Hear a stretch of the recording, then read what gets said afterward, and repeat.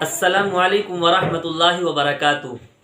آج کی یہ کلپ ان حضرات کے لیے خاص ہے جو اپنے کاروبار سے بہت زیادہ پریشان رہتے ہیں، بہت زیادہ ٹینشن میں رہتے ہیں، جن کا رزق تنگ ہو چکا ہے۔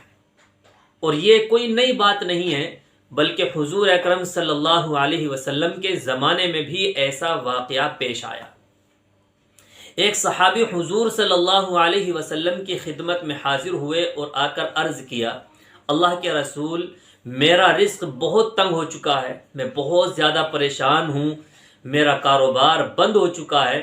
تو حضور اکرم صلی اللہ علیہ وسلم نے ارشاد فرمایا کہ فرشتوں کی تسبیح پڑھا کرو۔ فرشتوں کی تسبیح ہے سبحان اللہ و بحمدہ، سبحان اللہ العظیم و بحمدہ، استغفر اللہ۔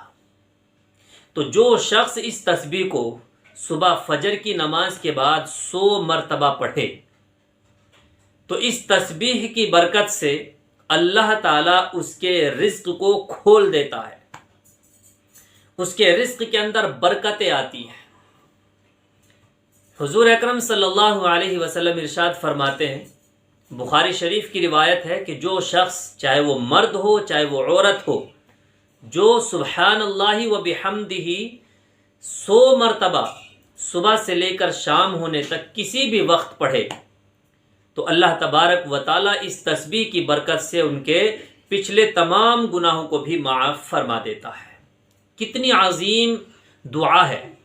تو اس دعا کو اپنی زندگی کے اندر لازم کر لیں، اور صبح فجر کی نماز کے بعد بالخصوص اس دعا کا اہتمام کیا کریں، اس دعا کو پڑھا کریں۔ اللہ تعالیٰ اس دعا کی برکت سے ہمارے رزق کے اندر برکتیں نازل فرمائے گا۔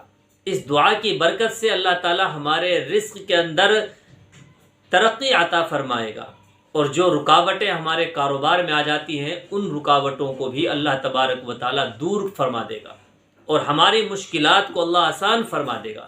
تو اس دعا کو اپنی زندگی میں لازم کر لیں، اور بالخصوص فجر کی نماز کے بعد 100 مرتبہ اس تسبیح کو پڑھا کریں۔ اللہ تعالی ہم سب کو عمل کی توفیق عطا فرما دے۔ السلام علیکم ورحمۃ اللہ۔